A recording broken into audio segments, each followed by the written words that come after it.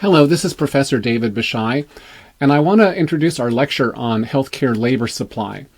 The outline for today is going to go over physician labor supply markets. We'll explain variations in wages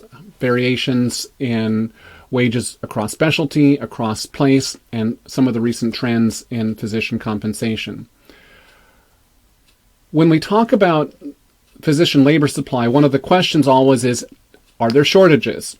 And to talk about shortages, we have to bring up the theory of backward bending supply curves, which raises an anomaly. If there is such a thing as this so-called backward bending supply curve, we might need to change our basic theory of physicians as firms. So in section B, we'll cover that. We'll cover this possibility that physicians are actually not profit-maximizing firms. We'll talk about their cost functions and how to estimate them. We'll talk about supply-induced demand. And then in section D, we'll move on to talk about the labor supply of nurses. So let's talk about physician labor supply in part A. Here's a bar graph listing various medical specialties and giving you on a bar graph scale the career peak annual income in thousands. So this is the average of the peak income in the life of one of these practitioners. So peak annual earnings for a primary care doctor as of 2017 would be at $283,700. Peak earnings for a surgeon, a little more than $664,000. And in between, you see some procedural specialties earning more, some medical subspecialties earning around $500,000, and so on. There's variation across specialty. So we have high wages varying across specialty. In a few minutes, I'll be showing you how wages vary across space, and I'll be showing you evidence that there are doctor shortages. As we've learned in this course, we're very applied, and we want to know if what we're seeing here is a policy problem, and we want to know, can we make it better off if there's a market failure to correct? So the quiz question is, remember what Pareto optimality requires, that nobody becomes worse off. So is it possible to even think about ways to lower physician wages or to make them more even for a future generation of doctors and still do something that's Pareto optimal? If you think about what Pareto optimality requires, it requires that the current generation not be made worse off. However, if we can arrange a policy that only affects the next generation of doctors, then indeed it is possible to make new requirements for the next generation so they will expect to have different rewards for their investments and make those investments in full knowledge of the difference. Now, we didn't make the next generation worse off. They just happened to come into their life with a new deal that wasn't the same as the old deal. And Pareto optimality can occur if we can make a future generation have a different deal. So it's okay to think about this, and even if not, we often do policies that are a little bit more utilitarian, and we might require sacrifices for some groups of members of the economy in pursuit of the most utility for the most number. So let's move on to some of our key questions. Why are there these price differences? We will try to use basic theories of supply in order to explain basic price differences. It might simply be that it just costs more to make a surgeon than to make a primary care doctor. And so the marginal cost of production might explain some of that variation, or maybe if it explains all of it, great, we're done. Certainly, it's possible that the marginal cost of getting doctors to put up with various hardships. If the life of a surgeon is harder, we might need to pay them more. If it takes them longer to get their training, we might need to pay them more. If they have to put up with the discomforts of remote locations or difficult lifestyles, we might need to pay them more. Let's try to look at those explanations. If they work, great, no market failure. However, if there's stuff that remains completely anomalous and paradoxical, then we might be onto a market failure, and we might be able to make things better with a policy change. So first off, let's talk about the supply of a new physician into the medical profession. When we want to bring up a theory of entry to the medical profession, we talk about the return on investment in a medical education. The choice to go to med school is a financial decision in some respects. If you choose choice A, which is med school, then you will be negative the tuition money that you spend between the time you enter and exit medical school, and you will lose 4 years of labor, of salary, because you really don't have much time to work for a wage while you're in med school. Also, these earnings would be lost typically in the time of the person's 20s. Now, the comparative choice would still be somebody who has gotten enough high grades and enough standardized test scores to be the counterfactual to a possible pre-med. And if this potential person chooses not to go to medical school, wow, that's great. They would have no loss of tuition money in these first 4 years of their life course, and they would begin to start making their payment and get an earning stream immediately.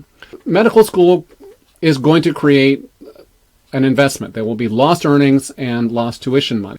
So if we think there's a market failure, the higher pay for people who've gone into medicine must be dramatically higher. The return on investment must be higher than what you would simply see by foregoing this money that's foregone during the 20s.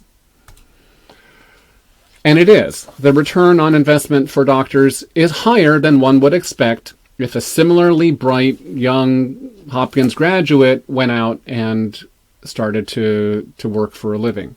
The theories that we'll be seeing percolating in your reading and in this lecture, theory number one, is that the medical schools have a conspiracy. They've formed a cartel, and they're in conspiracy with the American Medical Association to lower the supply of physicians so that doctors can charge more. That's theory number one. Theory number two is that there is no conspiracy. It's just doctors tend to be highly selected, perhaps more selected than other high-paid professions, let's say, than lawyers. And because they are so much brighter, they would have made more money anyway. They're crafty and bright, and they just deserve to be compensated more than these alternatives. And then the third regular economic explanation is that there's compensating variations for sacrificing one's comfort to deal with the miseries of a medical profession. There's long working hours, body fluids, exposure to risk of acquiring disease on the job, and so on. These theories matter. If we believe in a theory, it's going to lead us down a policy correction that needs to be justified. If we are wrong in our theory, we'll apply the wrong policy remedy. For example, if we believe that there's a cartel problem and the medical schools have a conspiracy, then we would see state governments put pressure on medical schools to open up their doors and open up more slots in medical school. Those policies to open entry would increase supply, and they may or may not lower prices. Some countries have absolutely pursued this. Cuba, Ethiopia, and many other countries have taken U.S. government money and opened up thousands and 10,000s of new slots for physicians to get training in the basic 4 years of medical education. And as you may know, most other countries don't require a bachelor's degree prior to entering to medical school. So it's really just, 4 years after your high school degree, you can be a doctor in most other countries, and that opens up the supply. However, if it's not cartel behavior and it's just the economic returns for being a bright person, and we need a certain level of brightness in the doctor labor force, that might be the bottleneck. There just might not be enough people with the requisite mental and physical qualities to pursue a career in medical school. I mean, think about it. If we opened up the National Football League to anybody who could just throw or kick a ball, football wouldn't be worth watching. The bottleneck isn't that the NFL is closed. It's just there's not a whole lot of people that can perform the way these professional athletes do. So if we do let medical schools be less selective, we might have a problem, that there might be some deficiencies in the quality of medical practitioners. Last idea is, suppose the problem is that the medical students of the world have to suffer so much poverty and hardship during medical school, the tuition is so high, and they are living these lives of poverty. Well, perhaps a policy where we are more generous with medical student loans and higher stipends for them while they're in school, well, then we might not need to lure them into this profession with those high wages. They'd say, well, the sacrifice isn't as much anymore. I get a decent life in my 20s, so it's okay. I don't need to earn as much in my 30s, 40s, and 50s. So these are all important considerations. Let me show you some data about the life course earnings of both doctors and lawyers. So in the blue curve on the left, we see the earnings over the life course of an average pool of physicians. This is data from a paper by Gottlieb, Polyakova, Rins, Shiplet, and Udalova, and they have a lot of data. They were able to get tax returns from physicians that were de-identified.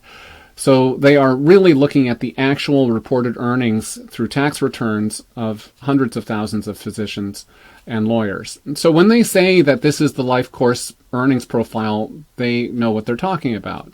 You can see the basic pattern that during the 20s, a person who is pursuing a medical career is earning in the 40s and 50s, and then after they finish their residency, they move up, I would say somewhat gradually, so they don't hit their peak earnings until their late 30s and 40s. They'll have 2 decades of those peak earnings, and then as they lower their work supply, earnings go back down into the 200 to 300 range.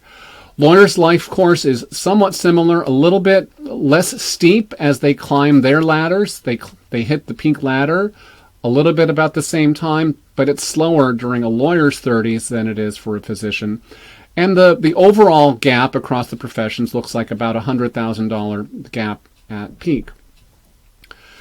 So here's a mystery. Even though they're earning the most they earn in their life at age 50, that is not a peak work hour. They do not supply peak work hours at the time they're 50. So this seems to me that what is happening is that somehow these physicians and lawyers are getting paid more per hour during the middle part of their life. They figured out a way to do the things that give them the most money for the least weekly work hours. They work, like the doctors at least, are working a lot during training and into their mid-30s.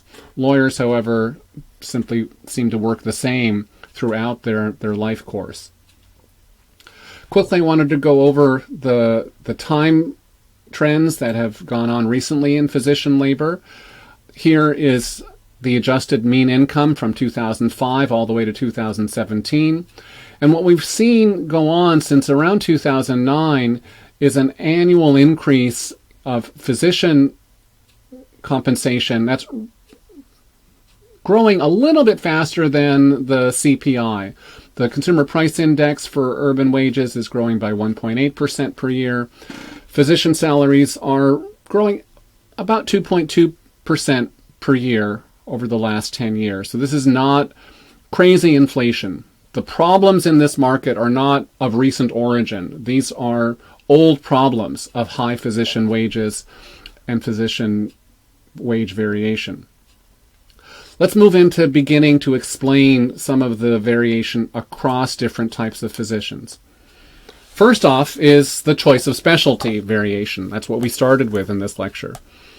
Surgeons and radiologists seem to be paid a lot more than primary care doctors like pediatricians, internists, and family practice doctors.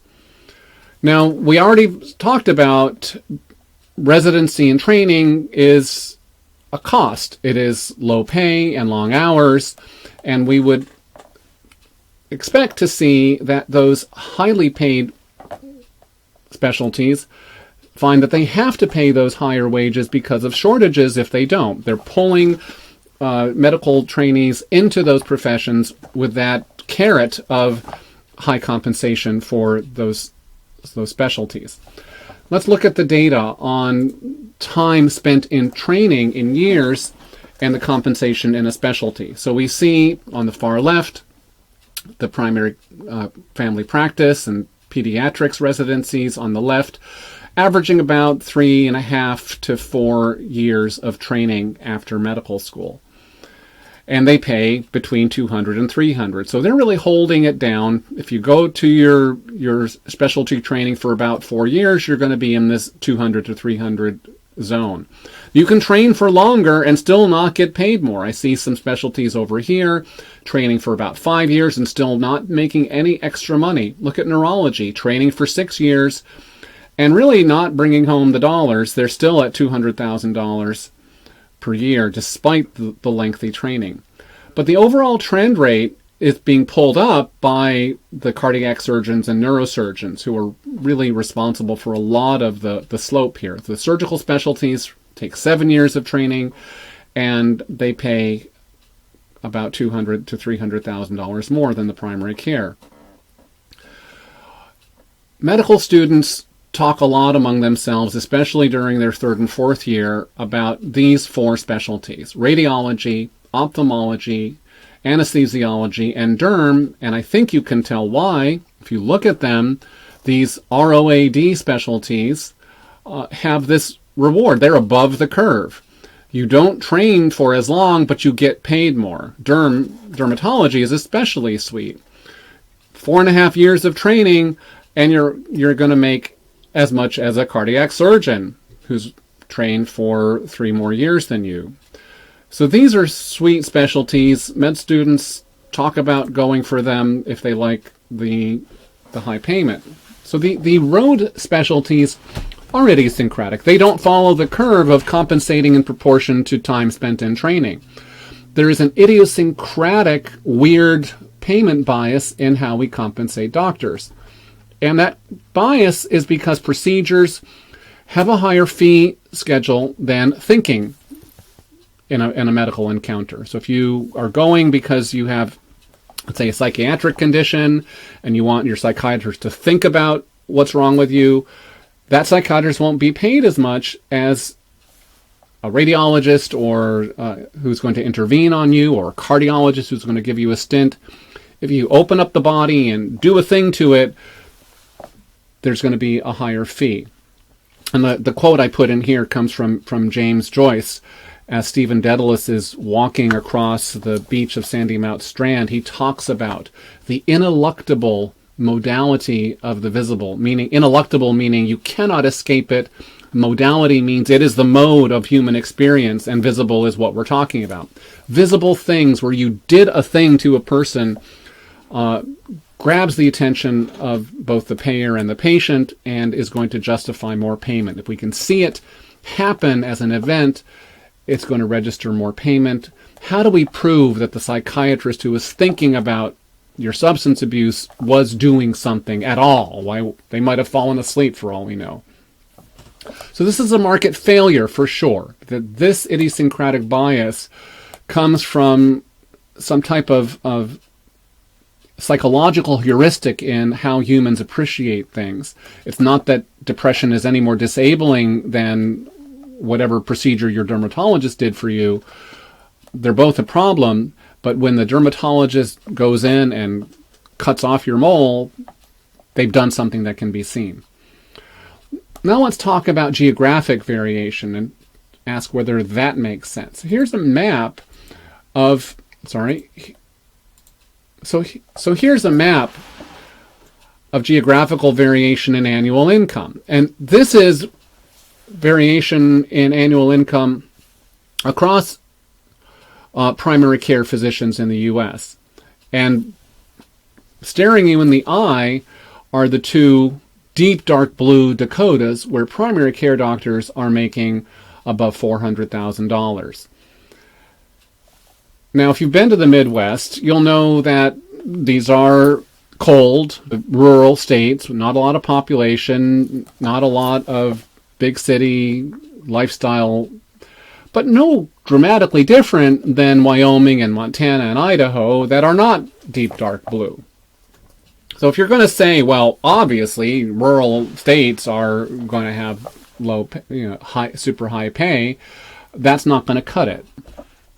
But the idea that there are amenities driving the location of doctors is a prevalent one. And the idea that some states lack the things that doctors and their families are looking for, good schools, good neighborhoods, maybe some fun attractions on the weekends, that idea would lead you to say, well, compensating variations would explain why North and South Dakota are paying so much. But let's look at the data. We would expect to see a lot more of those high-paid Dakota-type states. So now we're looking at annual income again, plotted on the vertical axis, and we're giving you the Herfindahl-Henderson index across the horizontal axis. So remember, HHI is elevated when there is more monopoly power by that industry. And so in South Dakota and North Dakota, they are very highly concentrated, very few physicians controlling the market for physician services in these two states, as well as in Iowa. But these states are well above the curve, getting a very high annual income. There does appear to be an overall trend that's governed by more than South Dakota and North Dakota. So the states of North Dakota and South Dakota have both attempted to correct their physician shortage by starting medical schools. And yet, even with these medical schools, they remain in a state of high concentration, very few physicians, each one with substantial monopoly power and high pay scales. So for a variety of reasons, both North and South Dakota are a particular form of doctor hell. They must have some way of keeping on this perpetual doctor shortage that's worse than the neighboring Midwestern states. They maintain high concentration despite high pay and local medical schools. Now, one theory that I have is that the petroleum industry is offering very generous insurance to attract petroleum workers to the region to work in fracking. And there must at least be an imbalance of power between the payers and the providers that are somehow holding on to this monopoly power, and I don't yet understand it. And I would predict that the managed care companies will consolidate over the coming decade and find a way to bring in a change in their bargaining power to get these fees down, as well as attract and sustain new healthcare providers to this market. So these are areas where there are doctor shortages with highly concentrated services in the North and South Dakotas. But across the country, the Association of American Medical Colleges predicts coming shortages over the next decade of about 100,000 at most doctors, broken down into 21 to 55,000 too few doctors in primary care, and between 33,000 and 86,000 too few specialists. These are shortages. And our question is, will higher pay solve this? Will paying the current doctors to work more, or offering higher compensation to get more medical students to go into the profession, will that solve it? And as economists, we should use past evidence to try to come up with a theory. So one idea is that if you pay somebody more, they will supply more hours. And let's take a look at that simple theory. Now, we've already seen that in the first few slides that some of these highly compensated procedural specialists don't work very much per week, and they get a lot of money. So, for instance, dermatology, ophthalmology, radiology, and anesthesia are able to get high wages. We already know they didn't go to training for as long as the surgeons, but they're working shorter weekly work hours and still bringing home substantially more than other professionals who work more hours per week and don't bring home as much. Now, if you look at this red curve that's supposed to be fitting the line, I want you to sort of suspend your disbelief. You might be being pushed too much by this red line. Let me just help you out by physically taking off those high points at the neurosurgeons. If we take out the neurosurgeons and we take out this red line, and you just look at the blue circles on the graph, that correlation between how much a doctor works and how much their annual income is not really that compelling. Certainly, we see that some of these specialists are working shorter work hours and not getting so much. But across this middle branch, there doesn't really appear to be a lot going on in this correlation. So we find that changes in the prices seem to explain a lot more of this annual income, and not so much changes in how many hours per week is being supplied. We already know that there are fee-based differences, and so we're getting to a suspicion that physicians don't supply more labor time in proportion to their wages. Which brings us to the question that comes up for many countries. If physician wages are getting out of hand, one solution has been a physician wage cap. Certainly Medicaid and Medicare have the means to do this, which is why organized physician groups were so worried about Medicare and Medicaid back in the 60s when these pieces of legislation were coming in, and why today organized professional societies of doctors are so worried about single payer. They are worried that with one payer, being the U.S. government, a wage cap might be coming. Now, ordinarily, a wage cap would lower the supply of work hours. But throughout the profession's history of medical health economics has perpetually hypothesized a backward bending supply curve, and we have some bits of evidence that might go along with this. What do we mean by a backward bending supply curve? So here's the wage that can start from low on the bottom of the vertical axis and then go higher and higher. And as it goes beyond W2, the more the wage goes up, the less hours of labor the physician supplies. So if a government thinks that it's up at wage level W1 and it starts to put on a wage ceiling, what it might see is that they will get more labor and pay less. This is very attractive to policymakers. So if this is true and you really are operating here, you're paying your doctors so much that they're not working as much. This is going to require a new theory that we'll come to in the next section, a theory that you are not a profit maximizer as a doctor.